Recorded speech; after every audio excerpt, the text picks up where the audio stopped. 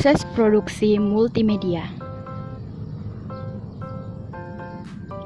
Alur produksi multimedia yang pertama yaitu pre-production, kemudian production, dan terakhir post-production.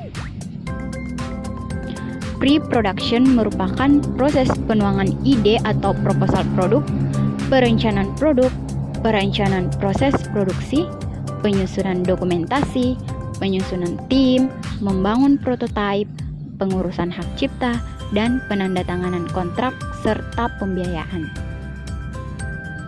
Tahap ini akan dilanjutkan pada tahap production, yaitu proses pembuatan konten multimedia, pemrosesan konten, pembuatan atau penyediaan program atau software yang diperlukan, mengintegrasikan konten dan software, merevisi desain, membangun alpha version, pengujian awal produk, mengevaluasi produk, dan merevisi konten berdasarkan evaluasi, dan membangun beta version.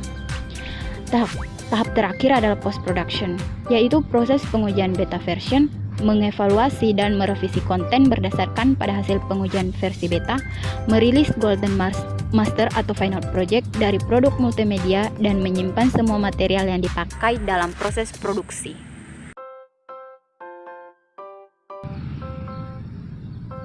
Hal-hal yang harus diperhatikan selama proses multimedia. Yang pertama, siapa target audiens? Yang kedua, apa tujuan konten? Yang ketiga, apa struktur atau isi konten? Yang keempat, komponen-komponen apa saja yang akan dipakai? Yang kelima, tingkat respon pemakai yang diharapkan. Kemudian yang terakhir, tingkat interaksi yang diharapkan antara user dan komputer. Yang pertama, siapa target audiens?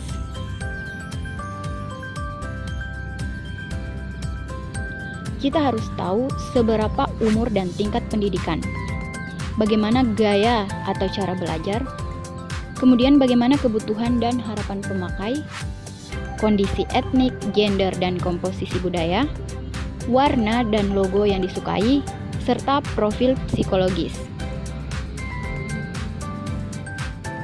Selanjutnya, apa tujuan konten?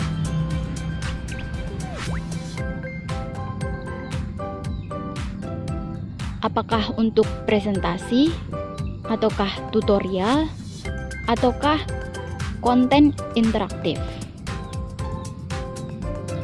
Apakah usernya tunggal atau user kelompok? Dan apakah media yang dihasilkan akan ditampilkan melalui televisi ataukah melalui perangkat PC? Selanjutnya, apa struktur atau isi konten? Konten dapat berupa pesan khusus, data, gambar, grafik, video, atau informasi lain. Konten dirancang oleh konten spesialis untuk diberikan kepada multimedia arsitek. Apa itu konten spesialis? Apa itu multimedia arsitek? Tahan dulu pertanyaanmu ya. Sekarang pertanyaannya adalah bagaimana informasi untuk konten ini dapat dipresentasikan menggunakan kapabilitas teknologi multimedia? Ada dua bentuk penyampaian struktur konten. Yang pertama, sinopsis. Yang kedua, storyboard.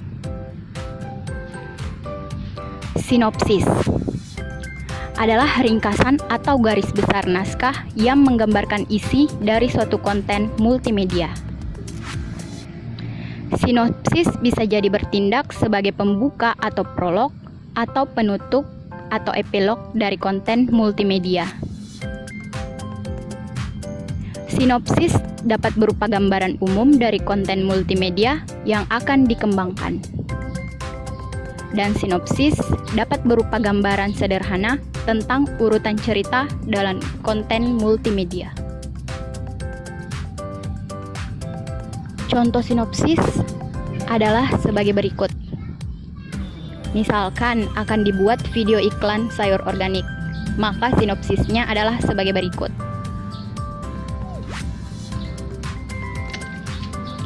Contoh selanjutnya adalah pembuatan e-book materi benua Asia.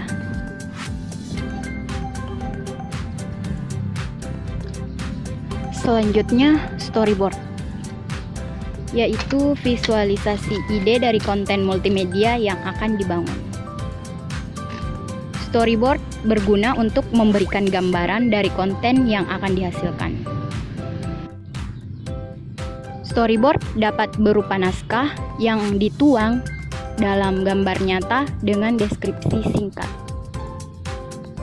Storyboard merupakan visual script yang akan dijadikan outline atau kerangka dari sebuah proyek multimedia dan ditampilkan shot by shot atau per scan yang berurutan.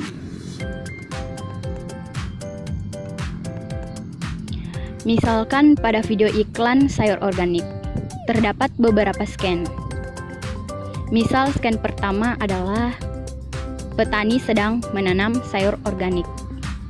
Dan scan kelima adalah ketika ditampilkan konsumen sedang mengolah sayur organik.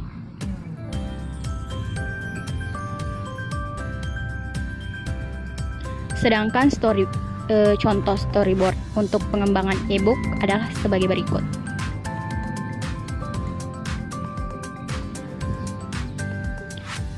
Kembali ke hal-hal yang perlu diperhatikan, yaitu komponen-komponen apa saja yang akan dipakai. Tentunya kita bisa mengintegrasikan teks, audio, gambar, video, dan animasi.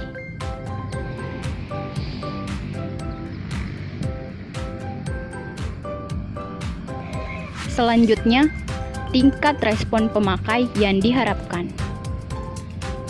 Maka, sediakan umpan balik atau pesan untuk setiap respon dari pemakai.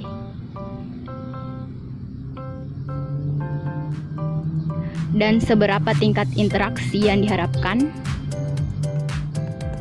Apakah nanti berupa slide presentation, atau multimedia presentation, atau interaktif multimedia presentation, atau multimedia web page?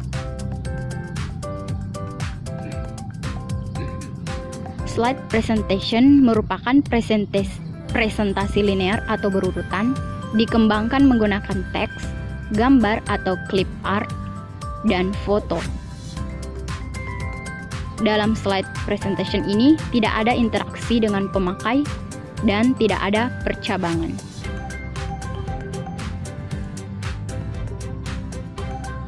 Selanjutnya, multimedia presentation.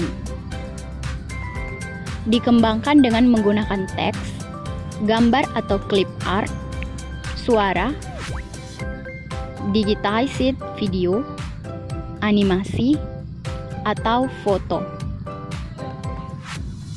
Tidak ada interaksi antara pemakai dan komputer, karena interaksi terjadi antara presenter dan audiens.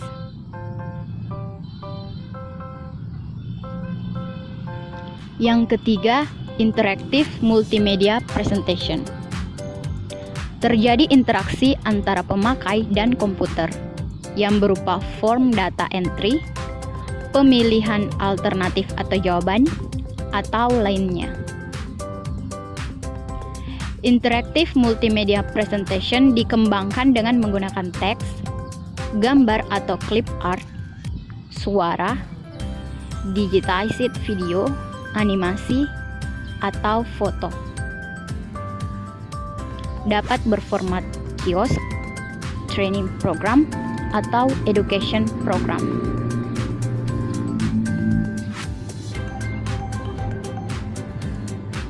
Multimedia web page. Konten dibangun menggunakan authoring software dan dapat dijalankan menggunakan web browser. Keunggulannya adalah memanfaatkan hypertext dan akses ke eksternal database.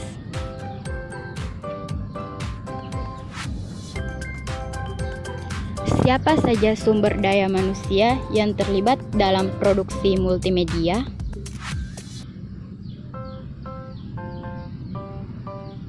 Secara hierarki, terdapat beberapa sumber daya manusia yang terlibat, mulai dari production manager, content spesialis, audiovisual spesialis, dan multimedia arsitek. Yang pertama, production manager. Production manager akan menentukan, mengkoordinasi, memfasilitasi proyek, dan melakukan negosiasi dengan klien. Production manager akan mengenal multimedia authoring, harus mempunyai kemampuan negosiasi yang baik, penulisan proposal yang baik, pengetahuan yang baik tentang legal matters terkait produksi media, ahli dalam communication, budgeting management, dan pengalaman di manajemen sumber daya. Yang kedua, content spesialis, yaitu mereka yang melakukan penelitian untuk keperluan isi dari konten. Konten spesialis mempunyai keahlian menulis yang baik, keahlian tinggi dalam menyimpulkan informasi yang kompleks dan ekstensif. Konten spesialis meliputi scriptwriter, text editor, dan instructional designer. Selanjutnya, audiovisual spesialis, yaitu mereka yang bertanggung jawab pada proses recording dan editing narasi, sound effect, dan musik, juga pada video capturing, editing, dan digitizing. Audiovisual spesialis ahli dalam communications, film or video production, sound engineering, dan media production. Mereka dapat berupa digital video spesialis maupun audio spesialis. Selanjutnya, multimedia arsitek, yaitu mereka yang melakukan penelitian untuk keperluan isi dari konten. Multimedia arsitek akan mengkombinasikan berbagai komponen multimedia menggunakan authoring software. Dan mereka harus ahli dalam authoring software, good graphic, video, and sound production skills, good communicator, dan computer programming experience.